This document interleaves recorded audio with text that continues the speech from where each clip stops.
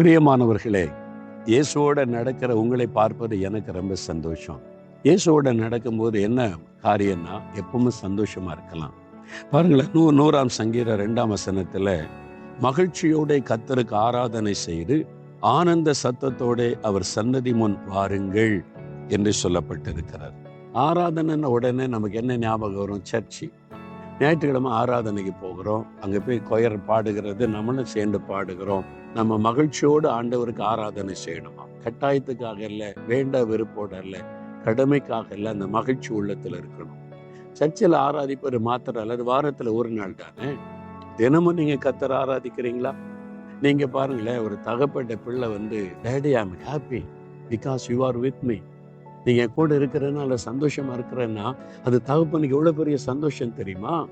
அது சொல்லும் போது அந்த பிள்ளை வாயிலிருந்து கேட்கும் போது தகப்பனுக்கு சந்தோஷம். நீங்க சொல்லணும், இயேசுவே நான் ரொம்ப சந்தோஷமா இருக்கேன், ஏன்னா நீங்க என் கூட இருக்கிறீங்க, எனக்கு தகப்பனா இருக்கிறீங்க, சிநேகிதனா இருக்கிறீங்க, என் கூட நீங்க நடக்கிறீங்க, உங்க கூட என்ன நடத்திக்கிட்டே இருக்கிறீங்க, நான் மகிழ்ச்சியா இருக்கிறேன். மகிழ்ச்சியோடு அவரை ஆராதிக்கணும். சிலர் பொம்மை மாதிரி அமைதியா அப்படி ஆராதிக்கிறான்.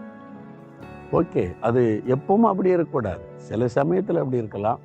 எப்பவுமே அப்படியே பொம்மை மாதிரியே நின்றுகிட்டு அசையாம நின்றுகிட்டு என்ன ஆராதனை? ஆண்டவர் சொல்றார், மகிழ்ச்சியா வாங்க சமூகத்துல, ஆனந்த சத்தத்தோட நீ துதி, நீ சந்தோஷமா இருக்கிறத நான் பார்க்க விரும்புறேன்னு அவர் சொல்லுகிறார். ஆனந்த சத்தத்தோட எங்க அப்பா என் கூட இருக்கிறாங்க, வானத்தையும் பூமியை உண்டாக்கினவர் என் கூடவே இருக்கிறாங்க, என்னை கரம் பிடித்து நடத்துறாங்க, தினமும் என் கூட இருக்கிறாங்க, என்னோட பேசுறாங்க. எவ்வளவு பெரிய மகிழ்ச்சி இல்லை? இயேசுவோடு வாழ்வதை இனிமையான அனுபவங்க. இந்த முழு உலகத்தை சிருஷ்டித்த ஒரு ஆண்டவரோட ஐக்கியம் கொள்ளுவாரு. அவர் கற்பனை தெய்வம் அல்ல. எப்பவும் ஆண்டவருக்குள்ள சந்தோஷமா இருங்க, களி கூறுங்க, துக்கமா இருக்காதுங்க. துக்கமா இருக்கும்போது கூட நீங்க பாடி துதிங்க, அந்த துக்கம் எல்லாம் மாறிடும். சாத்தான் உங்களை துக்கப்படுத்ததான் விரும்புவான். நீ துக்கமா இருக்கணும், சோர்ந்து போகணும், பலவீனமா இருக்கணும், எப்பவுமே அழுதுகிட்டு இருக்கணும், எப்பவுமே கவலையா இருக்கணும், பயந்துகிட்ட, இதான் சாத்தானுடைய விருப்பம். ஆனா ஏசு அதை விரும்ப, நீ தைரியமா இருக்கணும், மகிழ்ச்சியா இருக்கணும், சந்தோஷமா இருக்கணும், கவலை இல்லாம இருக்கணும், அதான் ஆண்டவருடைய விருப்பம். நீங்க சொல்லுங்க, தகப்பனே நான் மகிழ்ச்சியா இருக்கிறப்பா, உமக்குள்ளே மகிழ்ந்து களி கூறுகிறேன், இயேசுவுக்குள்ளே மகிழ்ந்து களி கூறுகிறேன். என்னோடு இருக்கிற இயேசு ராஜாவிற்கு ஸ்தோத்திரம். என்னை நடத்துகிற, என்னை கரம் பிடித்து நடத்துகிற, என்னோடு நடந்து வருகிறேன் ஆண்டவருக்கு ஸ்தோத்திரம்.